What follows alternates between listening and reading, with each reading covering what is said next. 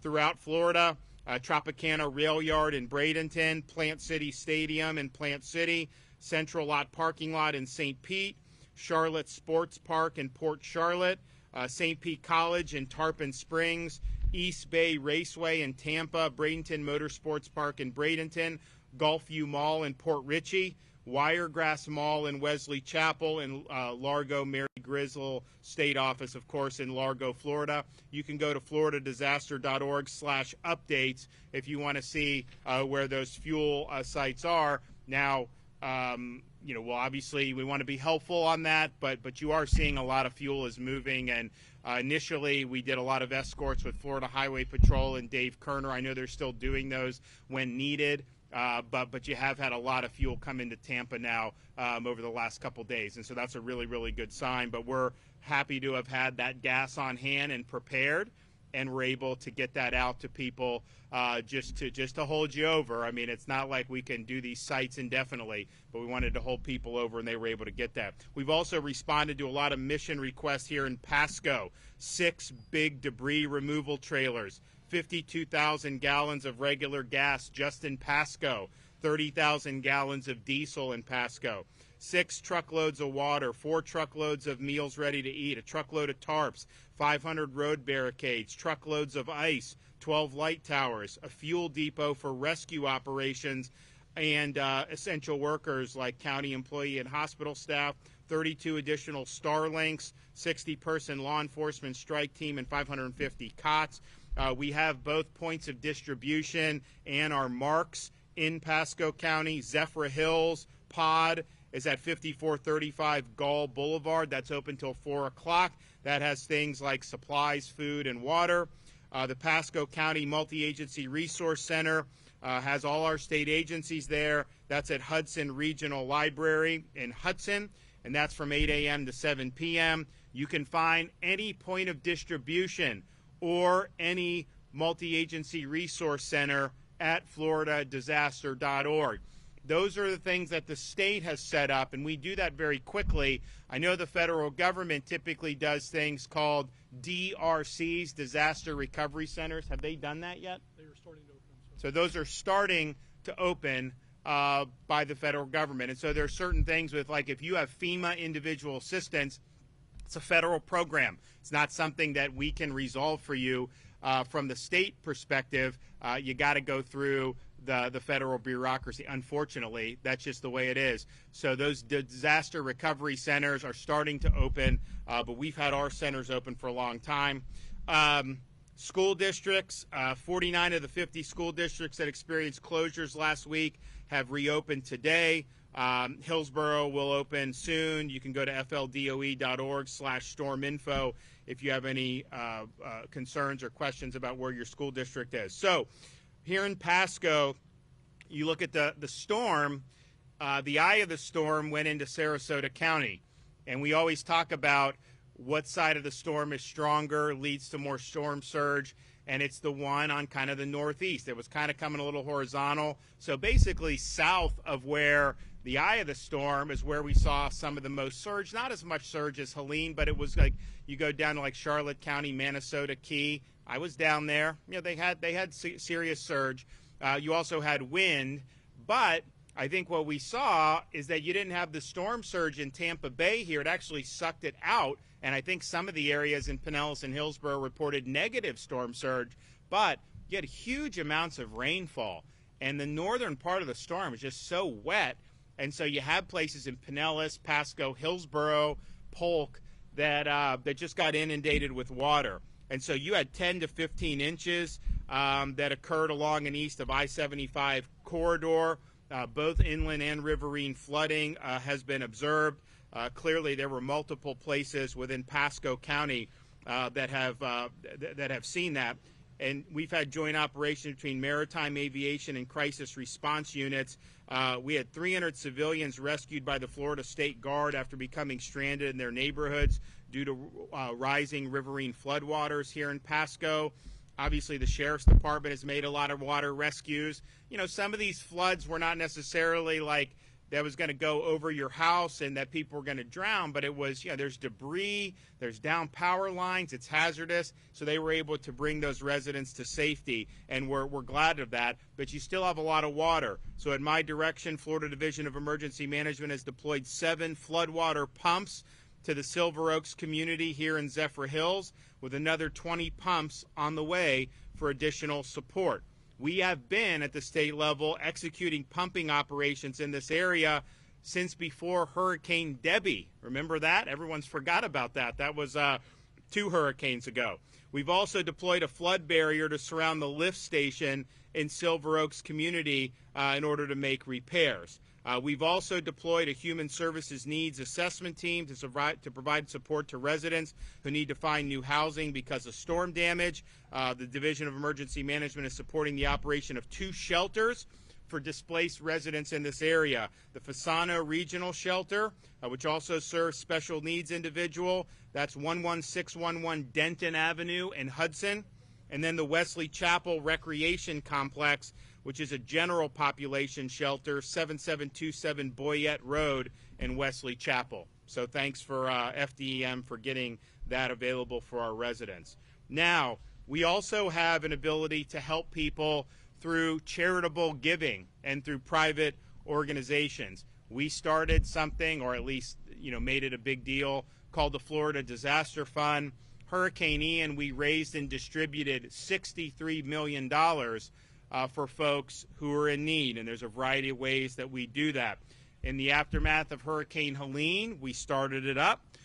We raised, a few $1 million. It wasn't bad, but now that Milton has come, it's raised more money. So they're over $12 million. I think they're going to continue to raise some decent money here in the coming days, and we appreciate all the major entities who helped do that, including Lennar Corporation, who donated $5 million to the Florida Disaster Fund, as well as Walmart, who donated $1 million.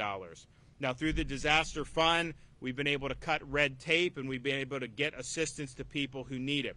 So I'm proud today to say, through the Disaster Fund, I am here in Pasco County to award $500,000 to support nonprofit organizations that operate in Florida and provide free muck and gut services, free debris removal, free tarping, free temporary home fixes, and other volunteer services to those whose homes have been damaged or destroyed by any of these hurricanes. Each of these organizations has been on the ground in Florida following both of these more recent hurricanes, and they're going to continue to help Floridians who were devastated by the storm. So we're going to apportion the money, $50,000 each, to as follows. Team Rubicon, who was here after Helene.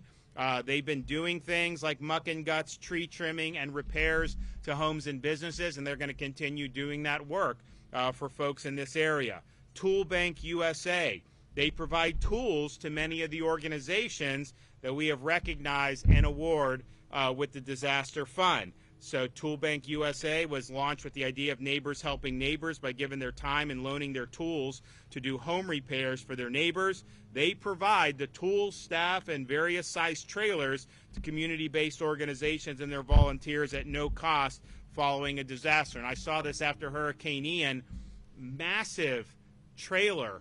And like if you're a fix-it guy or a handyman, like everything you would want, you just go do it. You do the work and you can go.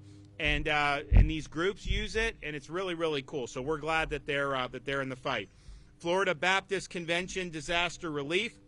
It allows the Disaster Relief Ministry to act immediately and effectively to help people, provide food, tarping, and assisting with muck and gut and debris removal. Faith Responders was founded by a group of Methodist pastors and church members in the aftermath of Hurricane Ian and Hurricane Idalia in Florida. And this year they've responded to support Floridians impacted by not only these hurricanes, but also tornadoes. And we had some in Tallahassee earlier in the summer. They do debris cleanup, muck and guts, and supply distribution. We're also awarding $50,000 each to the following groups who are not able to be with us here today: Samaritan's Purse, Rebuilding Tampa Bay, SBP, All Hands and Hearts, CWS, and Plain Compassion Disaster response. So we appreciate what these groups can do. We have confidence in their mission, and I know the people of Florida are going to be thankful.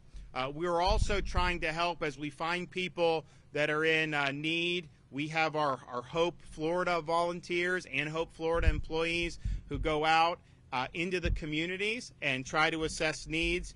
We were able, through the Florida Division of Emergency Management's nonprofit foundation, to purchase a lot of Walmart gift cards. And so we have $100 Walmart gift cards that, when appropriate, will be handed out to people that have either been displaced or that have significant needs. So we appreciate being able to use those gift cards, and we will definitely work to get those in circulation where it's going to matter. You also see us here with Lowe's. Why do we have that? Well, because we're able to announce Lowe's Home Improvement has donated 250 flood buckets to Volunteer Florida to distribute to individuals who are cleaning up their homes after flooding. These flood buckets include bleach, sponges, disinfectant, gloves, trash bag, flashlights, and other items necessary to clean up water and sanitize a home after a flood. So these buckets will be available to members of this community and distributed elsewhere by the state. We have our Hope Florida bus that will be located in the following places today: Mission Hill Church in Temple Terrace, 10 to 3, Mount Olive Baptist Church in Plant City from 12 to 5, Zephyr Hills at the Samuel W. Pasco Recreation Park, Pinellas County, 9 a.m. to 7 at Botanical Gardens Magnolia Room in Largo on Almerton Road. We also have Hope teams deploying to canvass Plant City, Ellington, and other locations throughout Pinellas County to support impacted communities. They go door to door, they bring supplies, some of them will bring these gift cards, and they've been able to help thousands of people by going out into the communities and not just sitting back and twiddling their thumbs, but actually trying to make a difference. Imagine that. You actually have government that is responsive. Insurance villages. So we are going to have, I see wind damage, and so the regular traditional homeowners insurance, and then a lot of the flood damage. I would imagine most of that's going to be the National Flood Insurance Program through FEMA. But the guy that oversees this in Florida is the Chief Financial Officer of Florida, Jimmy Patronis. And what he has done is launched insurance villages across the state to help policyholders with filing claims related to both Milton and Helene. The first site opened in Manatee County yesterday at the Bradenton City Hall. Today in Pinellas and Polk counties, sites are opening at the Long Center in Clearwater and the RP Funding Center in Lakeland. Tomorrow, a fourth location will open in Hillsborough County at the Plant City Strawberry Festival. Each location will be open 9 to 5, 7 days a week, and will remain open as long as there is demand in each location. So again, if you have concerns about that, State Chief Financial Officer Jimmy Patronis has insurance villages. He oversees that industry and is bringing everybody to the table. So we appreciate him doing that. Okay, we appreciate everybody. Why don't we want to hand out the checks? Do we have these? Okay, whoever wants to come up here. We've got Rubicon. You guys want to come? Tool Bank? Yeah. All right. Who else? Safe Responders, and Florida Baptist Convention. Florida Baptist. Right here. All right. Get over here. Okay. Yeah. Post the picture right there. There we go. All right.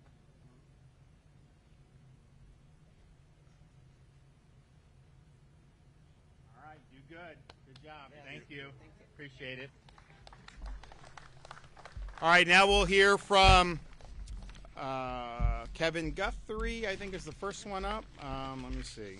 We'll hear from Kevin Guthrie first. Good afternoon, everyone. Thank you, Governor, for your continued support of the Florida Division of Emergency Management and the State Emergency Response Teams. As the Governor has mentioned here today about pumps, we have been on mission here since before Debbie, pumping water. We've moved millions of gallons of water, but we are now to a point where we have 20 additional pumps. The Governor said it was en route. I'm pleased to announce, Governor, that as we always are, fast, we are already here. So those 20 pumps are in area, ready to go and work with the city of Zephyr Hills as well as Pasco County Public Works to start moving as much water as we possibly can. I need to set a couple of expectations. The Hillsborough River, the Withlacoochee River, and the Alafai River are in flood stage. So we're going to have to wait on those rivers to go down before we can actually start moving vast amounts of water. Once that happens, we will have all the necessary resources to go out there and get that job done. Just as we have staged linemen, just as we have staged the National Guard, other private sector individuals, we have now staged and we are ready to respond in real time when those rivers go down. Debris. I want to take a minute real quick to call out Pasco County. Pasco County is doing debris right. They took the executive order. They're moving debris 24/7. Their staff is coming up with innovative ideas about how we can get other stuff done. How can we employ the small hauler, the two guys with an F-150 pickup truck, the medium haulers, dump trucks? We're trying to get that done. I had a conversation with the federal coordinating officer this morning about how can we get local community, again, federally supported, give us a policy, give us what we need to do, let the state manage it, and then let local communities go out and execute. We are best when local communities can execute on behalf of their own recovery. So again, we're trying to put that together, been working that now for a couple of days. Hopefully we can bring this in for a landing. We currently have 10 public fuel depots and over 20 points of distribution open where residents can pick up water, shelf-stable meals, and other supplies. There are multi-agency resource centers, as the governor has already talked about. Now again, I want to just dig in one layer deeper on what the governor said. Federal DRCs and state multi-agency resource centers.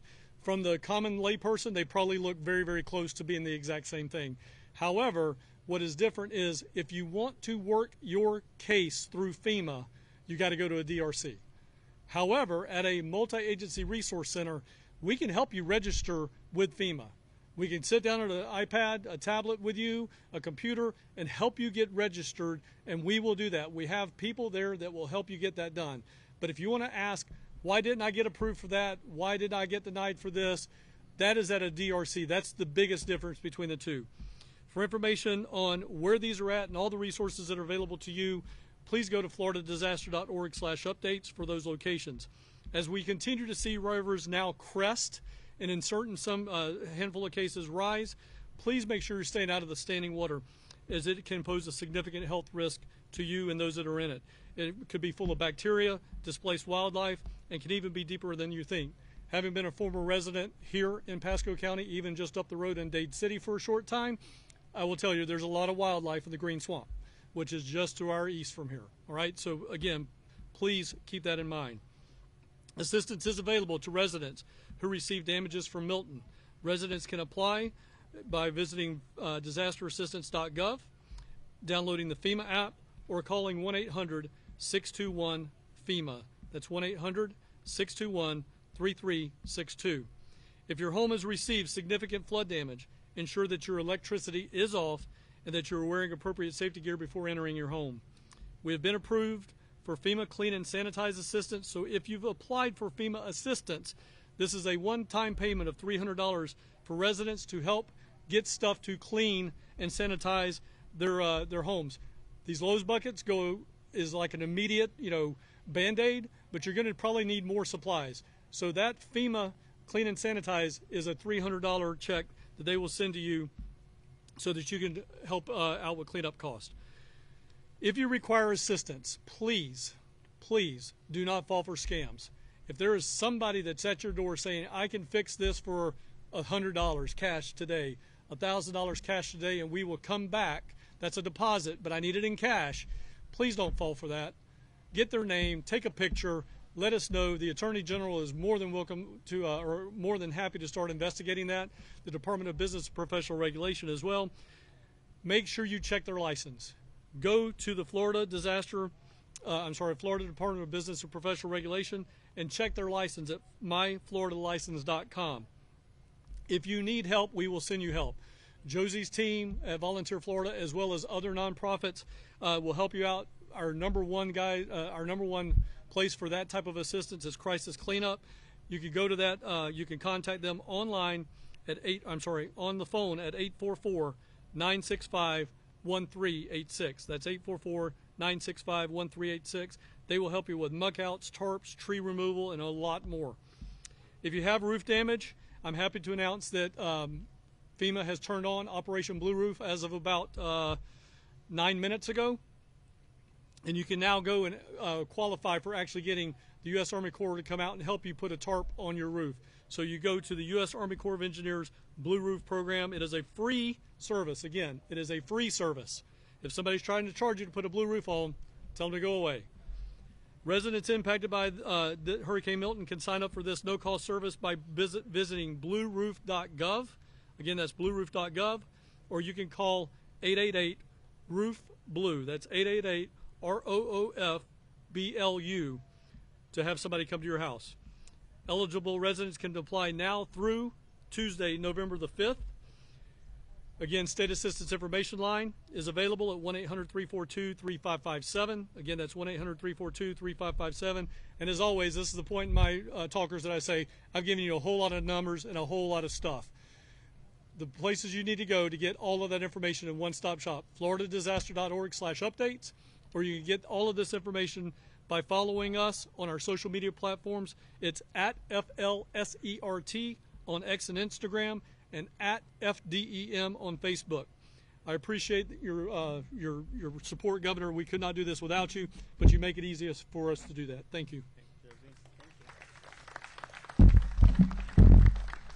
And good afternoon, oh, it's the shortest one. Good afternoon, everyone, and it's a pleasure really to be here with you. I'm Josie Tamayo. I'm the CEO of Volunteer Florida, and I want to thank the Governor and everyone here for allowing us the opportunity to highlight the ongoing need in our state for aid, as well as the vital work that these wonderful organizations, who I have been out in the field with, doing different things, even in the beginning of Hurricane Ian. So in partnership with our public and private sectors and other non-governmental organizations, the Florida Disaster Fund supports both response and recovery. And if you all remember when Hurricane Ian hit, the governor says, we will be here in the beginning and we will be here in the end. So I'm here to tell you that is what we do, and we do it #1 in the United States. So the Volunteer Florida Foundation distributes through the disaster funds funds to volunteer organizations that have identified unmet needs and are actively engaged in disaster response and recovery in Florida.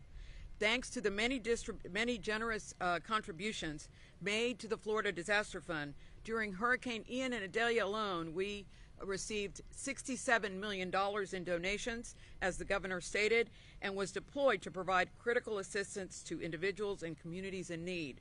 Just a couple of facts. We helped more than 7.3 million people were served, 95.4 meals were distributed. Volunteers contributed over 1.7 million hours, helping to repair nearly 2,500 roofs and muck out over 2,000 homes. And each volunteer hour was cost at $29.41. More than 7,000 homes have been repaired, and 18.2 million essential items have been distributed to those in need.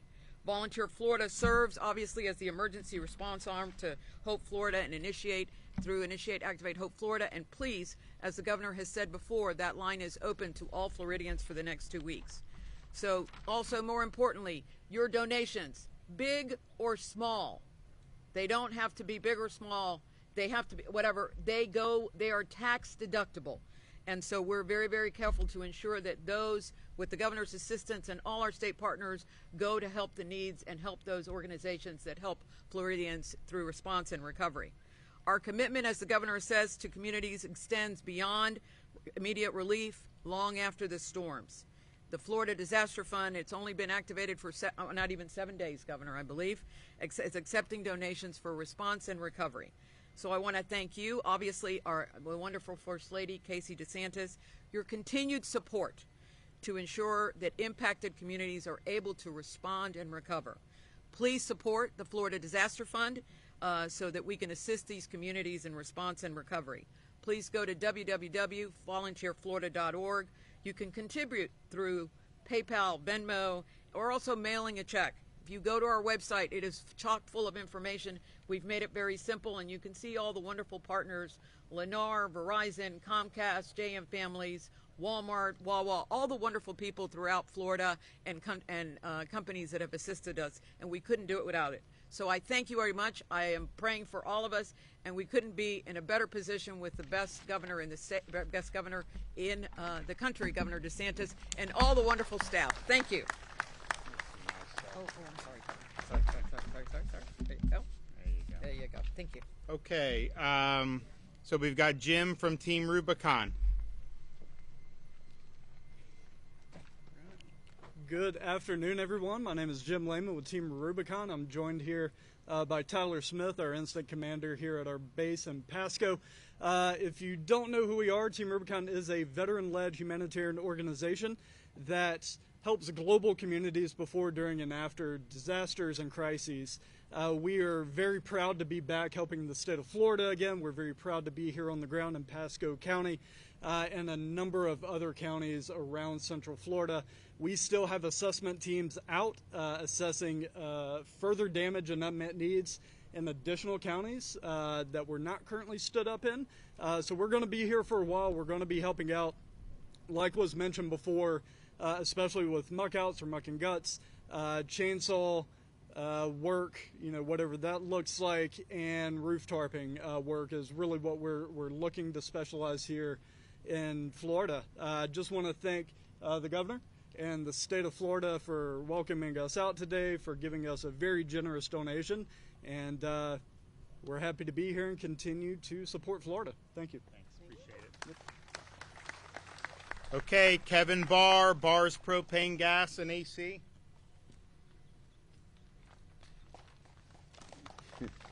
Thank you.